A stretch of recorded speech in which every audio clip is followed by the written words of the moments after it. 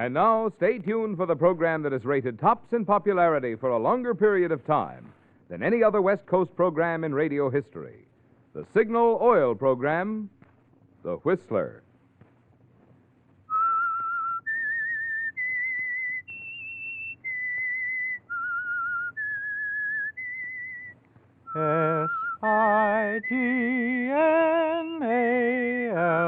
Signal. Signal gasoline. Signal, the famous Go Farther gasoline, invites you to sit back and enjoy another strange story by The Whistler. For extra driving pleasure, the signal to look for is the yellow and black circled sign that identifies Signal service stations from Canada to Mexico. And for Sunday evening listening pleasure, the signal to listen for is this whistle that identifies the Signal Oil program, The Whistler.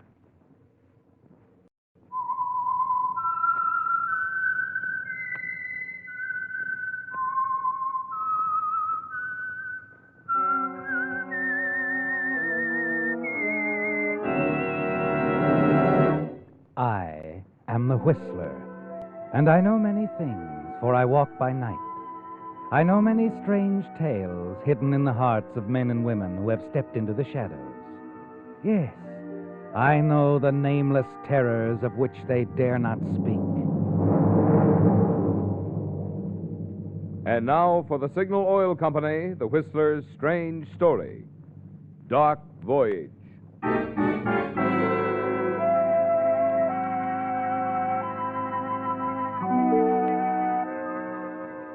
The crowd gathered quickly at the end of the pier and didn't disperse when the police arrived and took over, urging them back and shouting orders.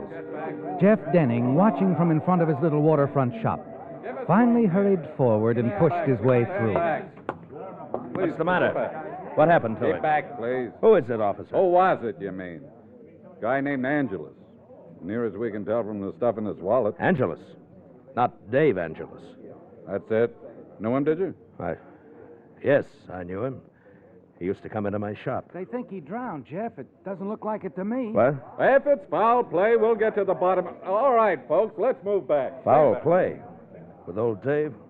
Why, no, he didn't have an enemy in the world. He was a friend to all of us down here. That's right, Jeff. He had friends everywhere, old Dave. All over the world.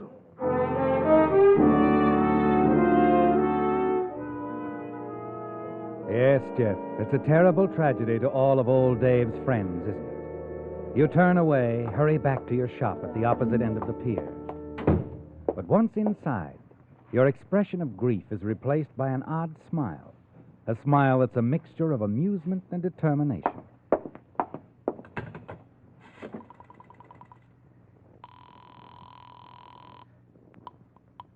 Operator? Long distance operator. I want Mr. Stephen Curtis, Corbin Hotel, Seattle, Washington. Person to person, please.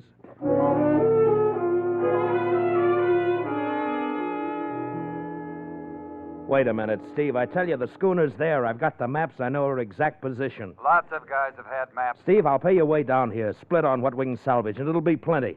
I tell you, we can't miss. She in deep water? Well, not too deep. I tried myself, but, well, you know, ever since that injury to my chest. Okay, I'm between salvage jobs here anyway. Fly down in a few days. Is that all right? No. Make it tomorrow. Steve, I tell you, this thing is big. It's our chance of a lifetime. Okay, tomorrow. First plane out. That's better. My shop's on Pier 9. If I'm not there, ask for me at the Red Angel Cafe. Red Angel. Check.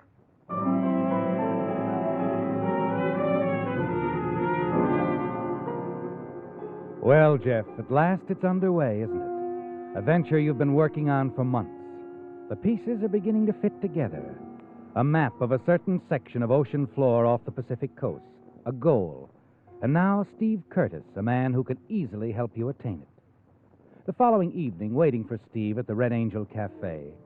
It's all you can do to keep from telling someone else how rich you're going to be. How the pair of you could share it all. But you reason that there's a time and place. That your months of waiting for an answer from Fay Atkins might soon be over. And for now, you content yourself as usual. To sit far back in the smoke-shrouded room and listen as Fay finishes a song. My sweet embrace.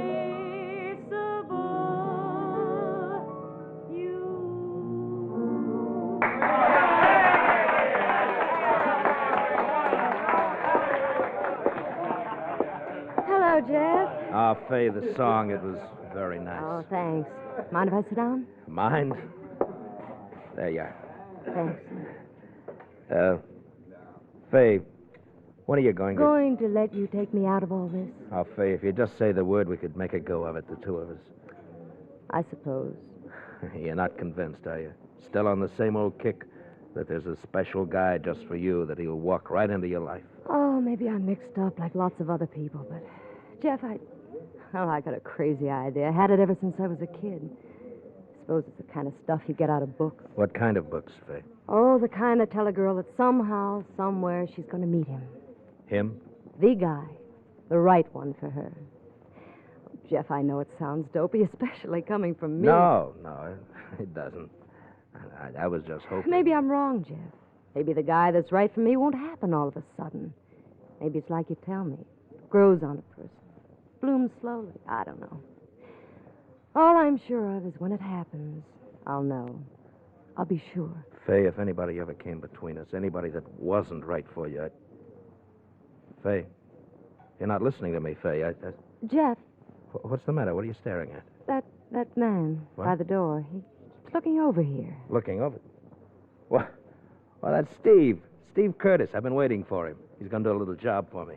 Steve Curtis. Hey, he made good time. Hey, Steve. Hey, Steve. Jeff. Yeah, over here. I want you to meet him, Fay. He's all right. Hard worker, minds his own business. You'll like him. Yes, I think I will. What? He's a friend of yours, you said. Oh, yeah. Good friend. Well, then I'll probably like him. Any friend of yours, Jeff, is a friend of mine. Oh, yeah, sure, Fay, sure.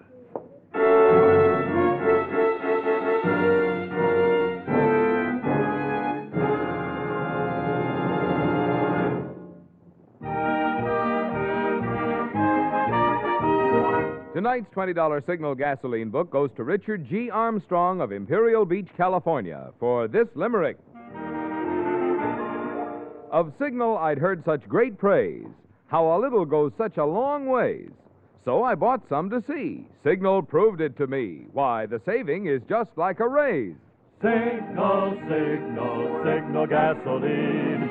Your car will go far with Go Farther gasoline. When tonight's limerick writer said your savings with Signal are just like a raise, he was only telling half the story. Because you'll also get a raise in spirit when you touch the throttle and feel Signal's swift, sure acceleration. Signal's smooth surges of silent power.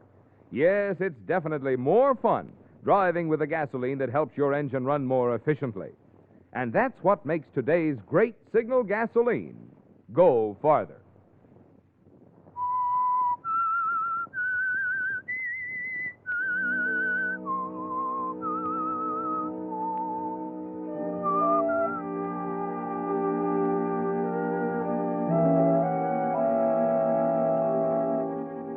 The meeting is brief, isn't it, Jeff?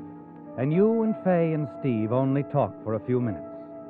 But somehow you have difficulty taking your eyes from Fay's face because of what you see there as she looks across at Steve Curtis. Steve doesn't seem to notice, but you're not sure.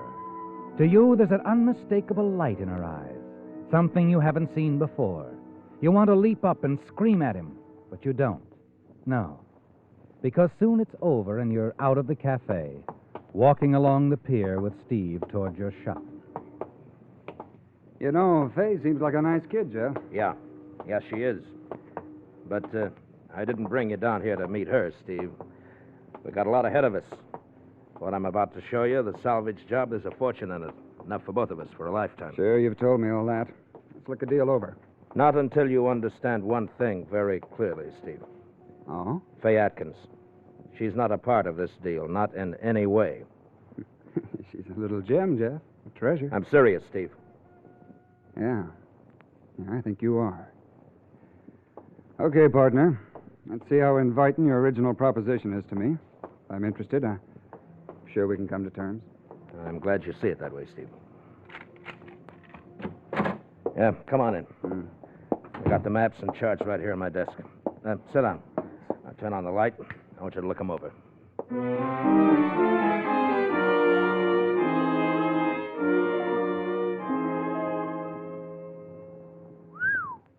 Say, these look okay.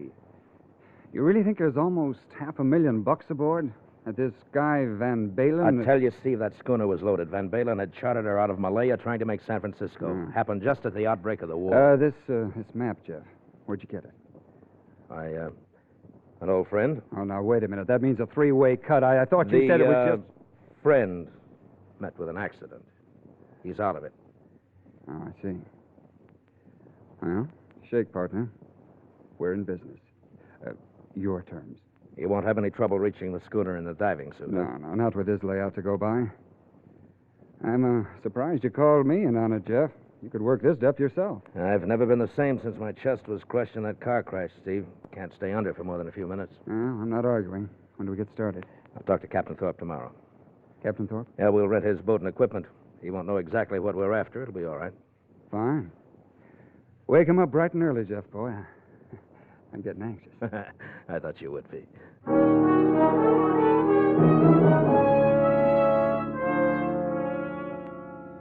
Look, Captain Thorpe, I've hired your boat before, and there weren't any questions. Is it a deal or not? There are other boats, you know, plenty of them. Just asking, Mr. Denham. Like to know how to load supplies and all. You know how it is? Yeah, sure, I know. And I'll tell you all about it in due time. Well, how about it? Yeah, I'll take you. Any cost you name. $150 a day. Pay in advance. Wait a minute. Isn't that a little high? Like you said, there's other boats. Plenty of them. All right, Thorpe. $150 a day. In advance.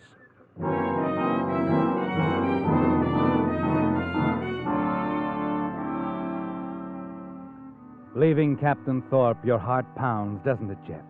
It's getting closer, your big dream, the money, and eventually Faye Atkins. That night, you hurry back to the Red Angel Cafe to talk to her. When you catch sight of something and stop and stare, Steve.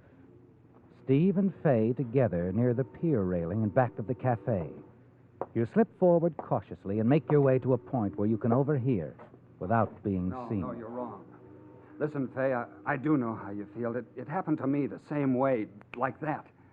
But it's no good. Because Jeff's offered you something else? Something you want more? Money. No, that isn't it. Sure, I'm like anybody else where all that dough's concerned.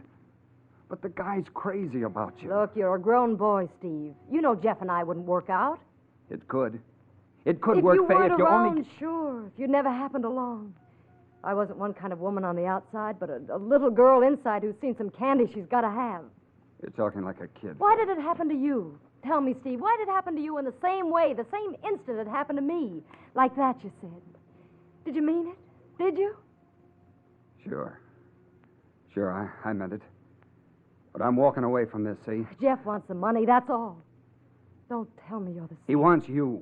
You, Faye. He's told me many times. Sorry, I'm really sorry for Jeff, for you, and maybe most of all for myself. I don't get it. Just this, Steve. You better come to your senses. Unless you're kidding me, because Jeff will never mean anything to me. Faye, listen to me. No matter what you do or say, I swear it won't make any difference. There isn't a chance for Jeff. Not as long as I know you're alive. You might as well know it. Faye, you're crazy. Just plain crazy. That was settled a long time ago. It's the things I'm crazy about that still matter. And as long as you're around, Steve, I'm crazy about you. You've lost her, haven't you, Jeff? And you stand there struggling to control the murderous rage that builds within you. Finally, you turn, hurry away. Faye's words keep boring into your brain. And you know that as long as Steve is around, as long as he lives, that Faye will never marry you.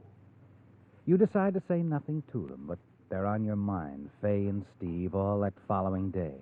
And you're making plans. Plans that have nothing to do with your search for the sunken ship. Then on the morning you're to sail, you're with Captain Thorpe in his cabin aboard ship, checking last-minute details. As you leave him, step out on the deck. You see Steve standing near the gangway.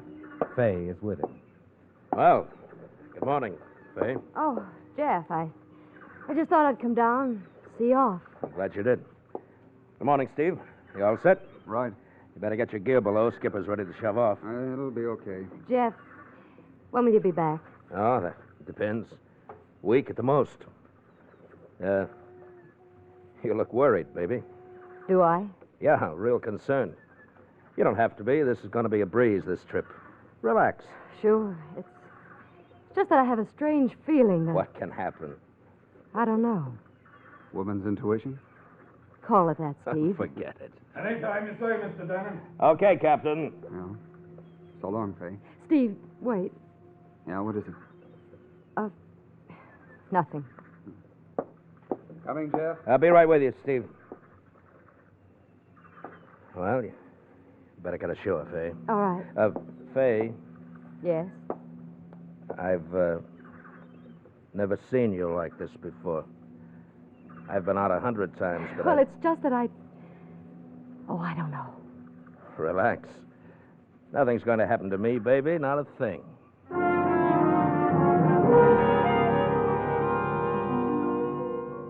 The dawn of the following day finds you anchored not far from San Miguel Island off the coast of Southern California. The sea is rough, and you hesitate about sending Steve over the side. You don't want anything to happen to him just yet, do you, Jeff? But he insists on going below, and you're anxious to find out if the old man's charts are correct. So you give him his instructions and watch as he's lowered into the choppy sea. You're tense and nervous as you wait for some word from him. And all the while you wonder about old Dave Angeles. If the story he told you about the sunken ship, Van Balen's gold, existed only in his imagination. Jeff? Hello, Jeff? Suddenly your thoughts are interrupted by Steve's voice over the telephone, calling to you from the bottom of the sea. Jeff? Yeah, Steve. What is it? You hit it right on the button, pal. She's here. The ship's here.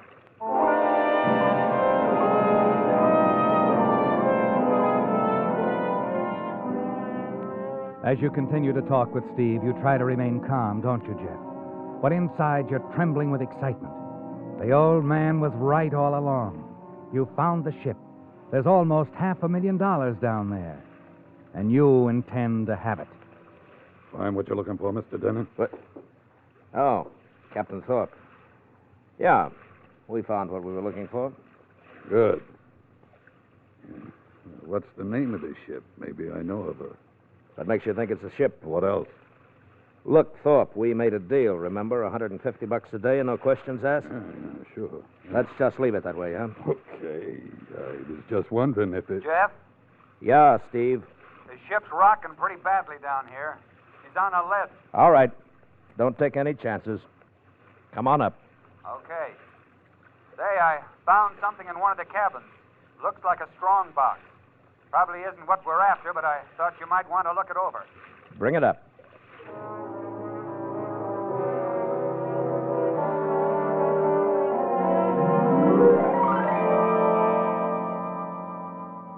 Back up on deck, Steve hands you a small box. And as the crew members help him out of the suit, you hurry to your cabin and bolt the door. It doesn't take you long to break the lock on that strong box. And then you open it. It contains only papers, correspondence addressed to Van Balen. There's no mistaking now, is there, Jeff? And you smile as you thumb through the sheets of paper. Suddenly, something catches your eye. A letter from the National Bank of Mexico. You scan it quickly, then glance at the date at the top of the letter. You lean back in your chair as the letter slips through your fingers and flutters to the floor. You sit there stunned, refusing to believe what you've read. But it's there, Jeff, in the letter. Van Balen didn't carry the gold with him aboard the sunken schooner. Instead, he'd shipped it to the National Bank of Mexico 3 days before he sailed.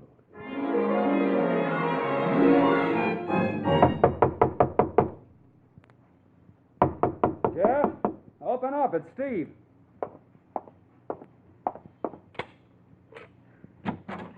I was curious about the box, Jeff. Just wondered.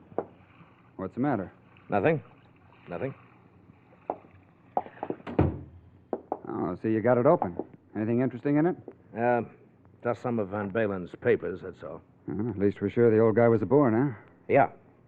Van Balen was aboard. Look, Jeff, Captain Thorpe thinks the sea will calm down by nightfall. You want me to try again? No, we'll wait till morning. Why wait if the sea is... We'll wait. Okay. You're the boss.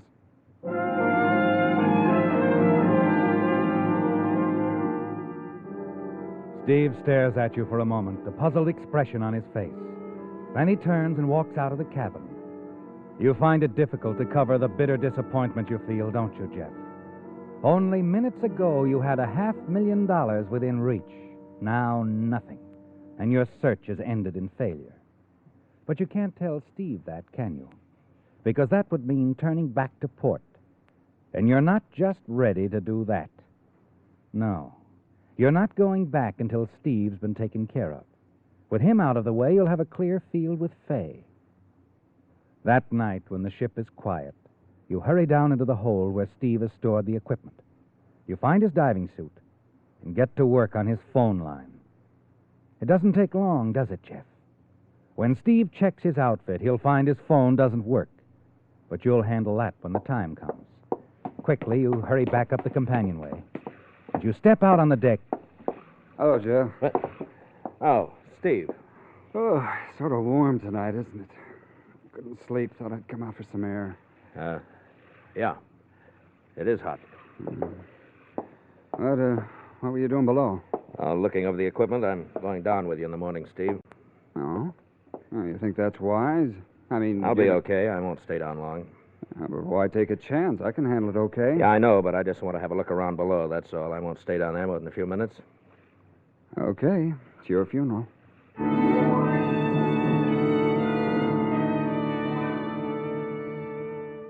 Dawn the following morning. You're on deck, already in your suit, when Steve shows up. As one of the hands on the skipper assists him, you give instructions. Tell him exactly what he's to do below. And then as his helmet is fastened on... Hey, Jeff, something wrong with my phone. Oh? I can't get a rise out of it. Well, mine's okay. I checked it a few minutes ago. Well, it doesn't make much difference, I suppose, as long as one of the phones is operating. Be up to you to keep in touch with the ship. Yeah, sure. Okay, Skipper. Guess we're ready.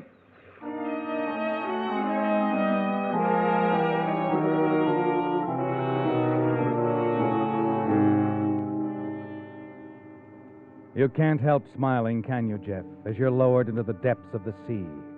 A cold, silent world of weird lights. Fantastic shapes swaying slowly back and forth in easy, graceful motion. Finally, your feet strike the deck of the sunken ship.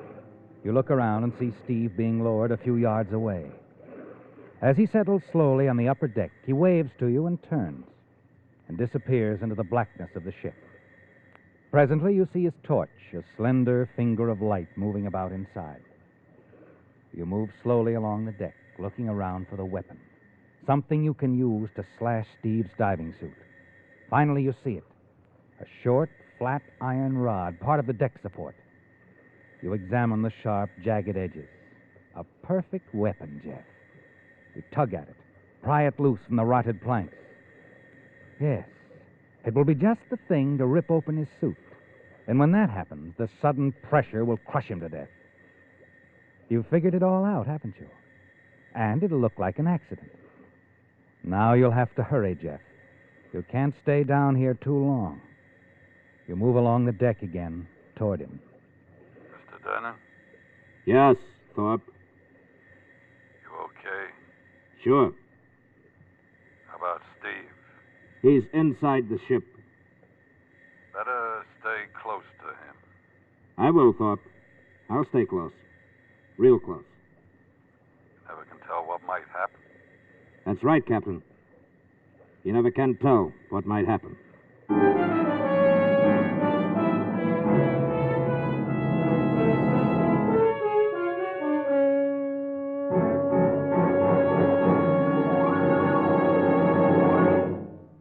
Here's a free offer no card player will want to miss.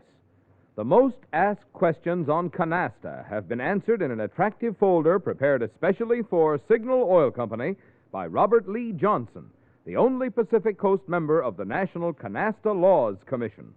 You'll appreciate the easy-to-follow explanations of Mr. Johnson, who has written and lectured widely on Canasta. With this handy folder, you'll be able to put an end to all arguments about melding, taking the discard pile, and other disputed points. And you'll win the arguments, because you'll be quoting not opinion, but the official rulings of the National Canasta Laws Commission. Yes, this folder is something you simply must have if you play canasta or ever expect to play canasta. And you can have one free at any signal station. No obligation, no purchase required. That means, of course, that the demand will be great.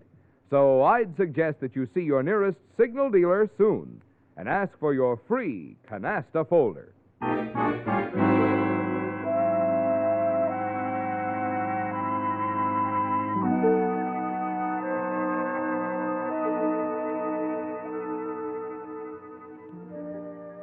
Only a few minutes after Captain Thorpe's schooner had returned to its home port, the news of the tragedy off San Miguel Island was sweeping the small fishing village. Men and women of the community stood in tight little groups along the waterfront, talking in low tones, shaking their heads.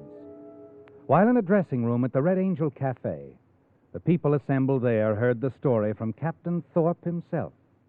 Fay Atkins sat quietly, her face white and drawn. Well, that's about it, Miss Atkins. He was dead when we finally hauled him aboard. I was afraid something was going to happen. I tried to tell them, but Steve and Jeff only laughed at me. I know, Fay. Jeff should never have gone down. Only for a few minutes, he said. He was trapped down there for over a quarter of an hour. Yeah. When he fell through that rotted deck, a heavy crossbeam dropped across his airline, fouled it up. Nothing I could do. If I'd have known Jeff was in trouble, I could have freed him in a matter of minutes. As it was, I didn't find out what had happened until Captain Thorpe jerked in my lines and I came to the surface. When I got back down to Jeff, it was too late. But, Captain Thorpe, I don't understand. When Jeff called for help, why did you bring Steve to the surface? Why didn't you... There was no other way Captain Thorpe could contact me, Fay. You see, my telephone wasn't working.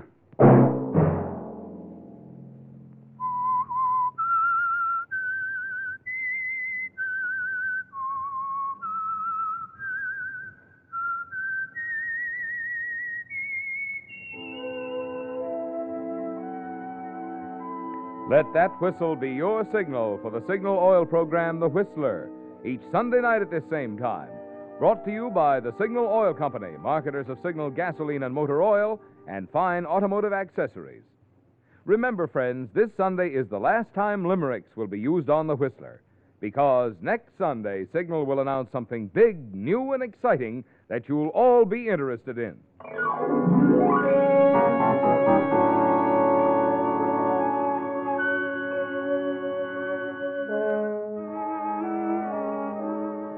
Featured in tonight's story were Bill Foreman, William Conrad, Doris Singleton, and George Neese. The Whistler was produced and directed by George W. Allen, with story by Joel Malone, music by Wilbur Hatch, and was transmitted to our troops overseas by the Armed Forces Radio Service. The Whistler is entirely fictional, and all characters portrayed on The Whistler are also fictional. Any similarity of names or resemblance to persons living or dead is purely coincidental. Remember, at this same time next Sunday, another strange tale by The Whistler.